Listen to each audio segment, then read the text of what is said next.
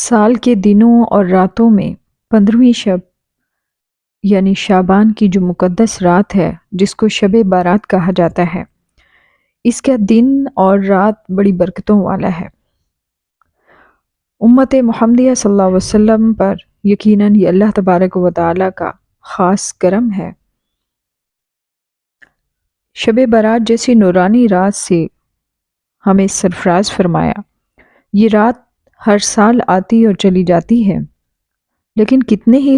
غافل اور کاہل ایسے لوگ ہیں جو اس کی قدر نہیں کرتے اور یہ پوری رات سو کر گزار دیتے ہیں۔ اور اس سے بھی بڑی بدقسمتی یہ ہے کہ جو اس مقدس رات کو کھیل تماشوں اور فضول کی لغویات کی نظر کر دیتے ہیں۔ ہاں، یقیناً وہ لوگ خوش قسمت ہیں اور نیک بخت ہیں جو اللہ کی اطاعت کرتے ہیں، جو اس رحمت بھری رات میں ڈوبی ہوئی شب کی قدر اور منزلت کی نگاہ سے دیکھتے ہیں اور اس میں اپنے رب کریم سے رحمت بھری دعائیں کرتے ہیں، رحمت کی امید کرتے ہیں اور اللہ تبارک و تعالی سے استغفار کرتے ہیں، اپنے گناہوں پر شرمندہ ہوتے ہیں، مساکین اور غرباء پر صدقہ خیرات کرتے ہیں۔ یقیناً یہ دن اور رات بڑی برکتوں والا ہے۔ قبروں کی زیارت کرنا وغیرہ ان سب کے بارے میں جاننا ہر مسلمان پر فرض ہے کہ وہ اپنے دین کو سمجھے اور اس پر عمل کرے۔ اللہ تبارک و تعالی نے ہدایت کے تمام راستے انسان کے لیے آسان کیے ہیں، اس کو اندھیرے میں نہیں رکھا۔ حدیث مبارکہ میں آپ صلی اللہ علیہ وآلہ وسلم نے فرمایا، اگر تم میں سے کوئی بھی اپنے بھائی کو نفع پہنچا سکتا ہو تو ضرور پہنچائے، یعنی صدقہ اور تلاوت کرنا،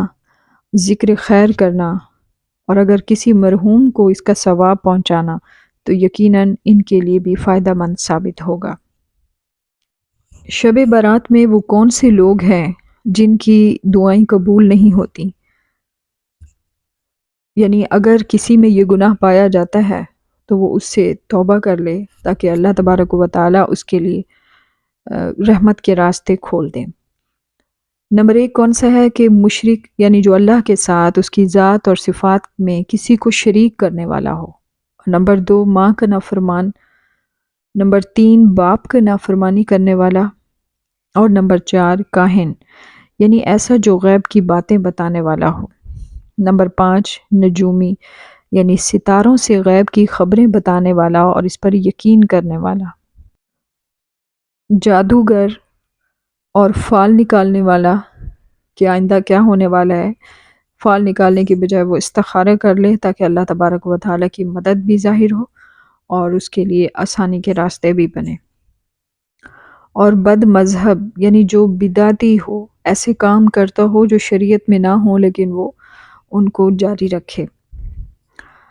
اور نمبر 9 قاتل،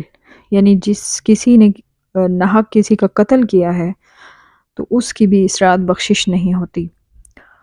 اور نمبر 10 ہے رشتوں کو کاٹنے والا، یعنی اپنا یا دوسرے کا۔ اس کے علاوہ 11واں وہ شخص جو اس رات جس کی بخشش نہیں ہوتی، کینہ پرور، یعنی بغض کرنے والا، حسد کرنے والا، یعنی دوسرے کی نعمتوں پر اللہ تعالیٰ کی ناشکری کر کے انسان کو تکلیف دینے والا۔ وہ زبانی کلامی بھی ہو سکتا ہے، کسی بھی طریقے سے وہ شر پھیلاتا ہے، تو یقیناً ایسے شخص کی بھی بخشش اس رات نہیں ہوگی۔ 12واں وہ شخص جو سود کھانے کا عادی ہے، یعنی سود جیسے معاملات میں رہتا ہے، تو سود دینے والا بھی ہے، لینے والا بھی ہے، اس طرح کے معاملات طے کرنے والا شخص بھی، یقیناً اس شخص کو بھی اللہ تبارک و تعالیٰ کی رحمت نصیب نہیں ہوگی۔ اور 14واں وہ شخص ہے جو زنا اور بدکاری کا عادی ہے، اگر وہ توبہ نہیں کرتا تو یقیناً اس رات اس کو بھی جو ہے اللہ کی رحمت نصیب نہیں ہوگی۔ اور شرابی شخص، 15واں شرابی شخص، اور 16واں وہ شخص جو باجا بجانے والا ہو، یعنی میوزک وغیرہ اس کی ٹائپس میں کچھ بھی بجانے والا ہو۔ 17ویں نمبر پہ وہ شخص جو فضول باتیں کرنے والا ہو، یعنی گناہ والی باتیں کرنے والا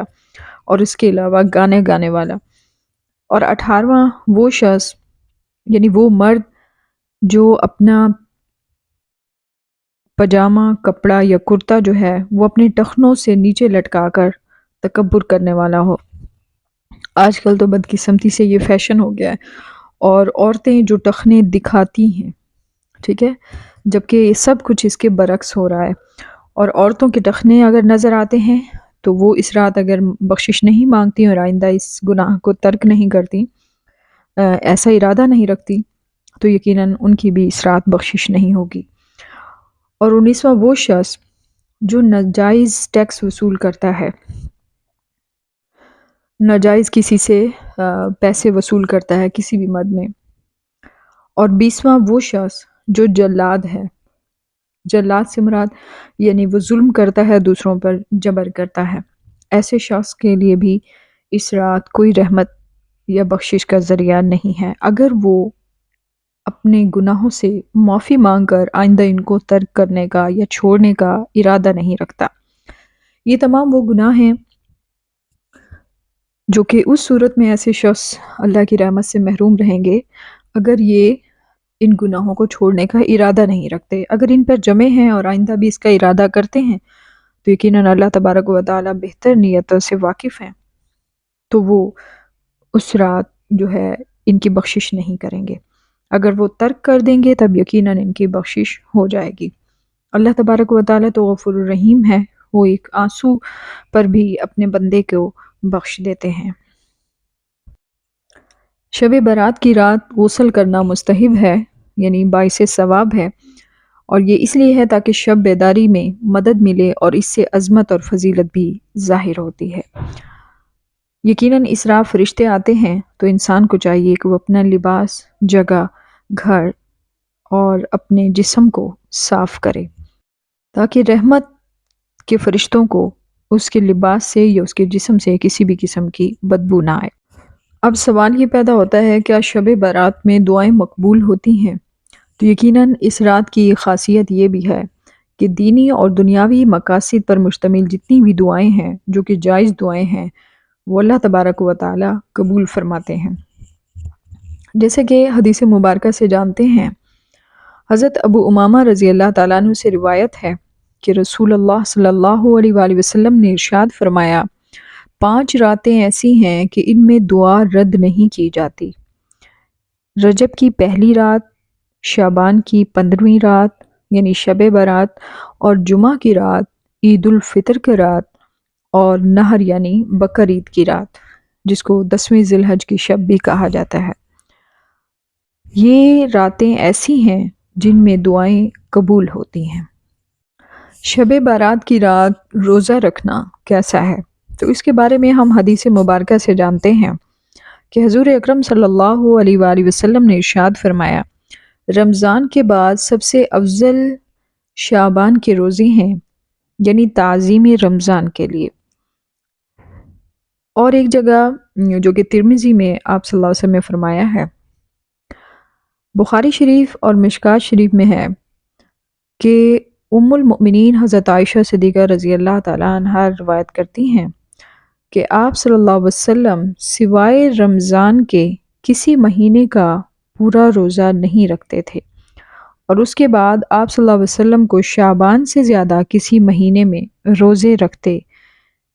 میں نے نہیں دیکھا۔ ایک اور روایت میں ہے کہ پورے شعبان کے روزے آپ صلی اللہ علیہ وسلم رکھتے تھے۔ ترمذی شریف کی ایک اور حدیث میں ہے کہ ابواب الصوم ہے جس میں روزہ کے بارے میں بات کی گئی ہے۔ ابو سلمہ رضی اللہ تعالیٰ عنہ یعنی حضرت ام سلمہ رضی اللہ تعالیٰ عنہ سے روایت ہے کہ رسول اکرم صلی اللہ علیہ وسلم شعبان کو رمضان سے ملا دیتے تھے۔ ایک اور جگہ فرمایا کہ میں نے مسلسل 2 مہینے حضور اکرم صلی اللہ علیہ وسلم کو روزہ رکھتے نہیں دیکھا سوائے شعبان اور رمضان کے۔ شب برات کی فضیلت کے بارے میں حدیث مبارکہ میں آتا ہے، حضرت معاذ بن جبل رضی اللہ تعالیٰ عنہ سے مروی ہے کہ رسول اللہ صلی اللہ علیہ وآلہ وسلم نے فرمایا،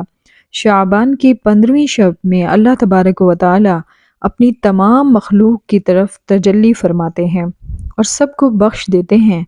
مگر کافر اور عداوت کرنے والے شخص کو نہیں بخشتے۔ اس کے بارے میں ایک اور جگہ فرمایا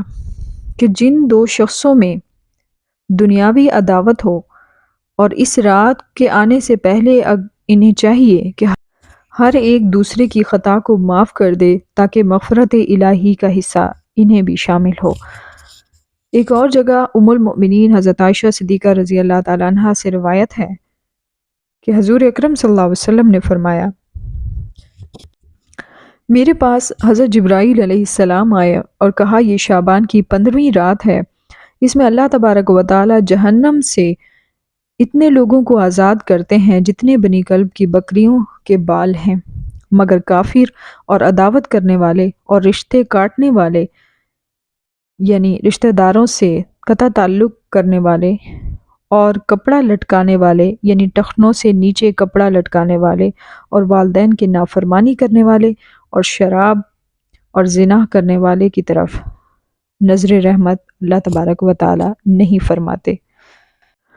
حضرت علی رضی اللہ تعالیٰ عنہ سے مروی ہے کہ نبی کریم صلی اللہ علیہ وآلہ وسلم نے فرمایا، جب شعبان کی 15ویں رات آ جائے تو اس رات کو قیام کرو یعنی نماز اور عبادت کرو، اور اس کے دن میں روزے رکھو کہ رب تبارک و تعالی غروب و آفتاب سے آسمان دنیا پر خاص تجلی فرماتے ہیں، یعنی جو آسمان ہم دیکھتے ہیں اس آسمان پر اللہ تبارک و تعالی کیا اعلان فرماتے ہیں، ہے کوئی بخشش چاہنے والا کہ اس کی بخشش کر دوں، ہے کوئی روزی طلب کرنے والا کہ اسے روزی دوں، ہے کوئی مبتلا کہ اسے عافیت دوں، ہے کوئی ایسا جو مدد چاہتا ہو اور میں اس کی مدد کروں، اور یہ اس وقت تک فرماتے ہیں کہ فجر طلوع ہو جائے۔ اس حدیث مبارکہ سے فضیلت جاننے کے بعد یقیناً آپ اس قیمتی وقت کو ضائع نہیں کریں گے۔ اب ہم جانتے ہیں کہ شب برات میں آئندہ کے لیے فیصلے کیے جاتے ہیں، تو اس کے بارے میں حضرت عبداللہ بن عباس رضی اللہ تعالیٰ عنہ روایت کرتے ہیں کہ بے شک اللہ تبارک و تعالی شب برات میں فیصلے فرماتے ہیں اور انہیں فرشتوں کے سپرد کر دیتے ہیں، جیسا کہ فرمایا کہ لوح محفوظ سے لکھنے کی ابتدا بھی شب برات میں ہی ہوئی تھی۔ شب قدر میں سب کچھ لکھ کر فرشتوں کے حوالے جو کیا جاتا ہے، اس میں کیا ہے کہ جو رزق کا ہے وہ حضرت میکائیل علیہ السلام کے سپرد کیا جاتا ہے تمام مخلوق کا،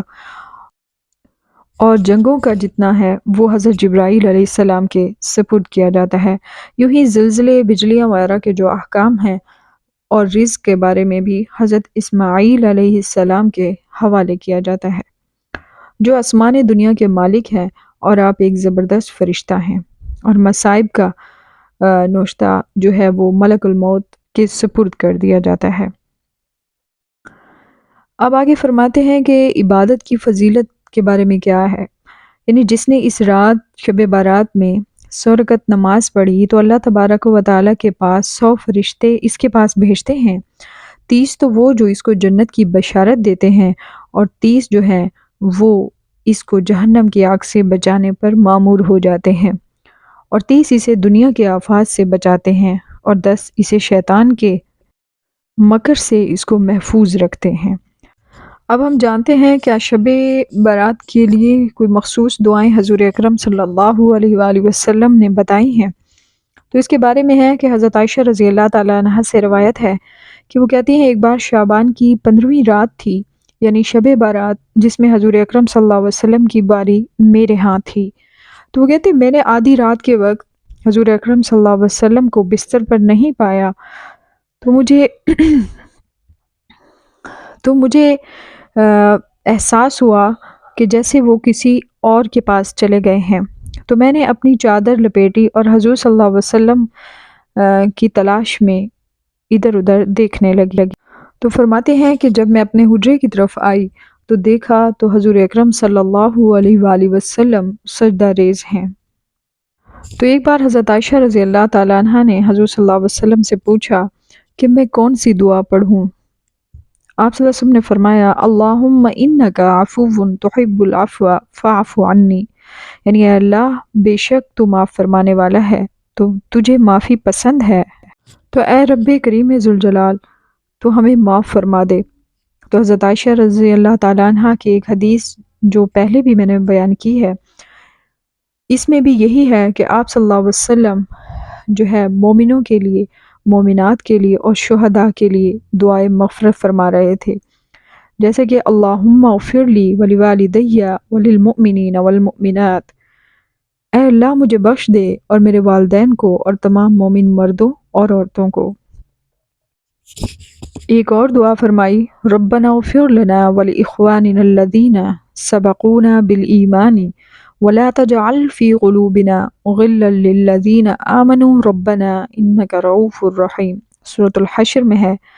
اے ہمارے رب ہمیں بخش دے اور ہمارے بھائیوں کو جو ہم سے پہلے ایمان لائے، اور ہمارے دل میں ایمان والوں کی طرف سے کینہ نہ رکھنا، اے رب ہمارے بے شک تو ہی نہایت مہربان ہے۔ ایک اور دعا فرمائی، ربنا اغفر لی ولوالدی وللمؤمنین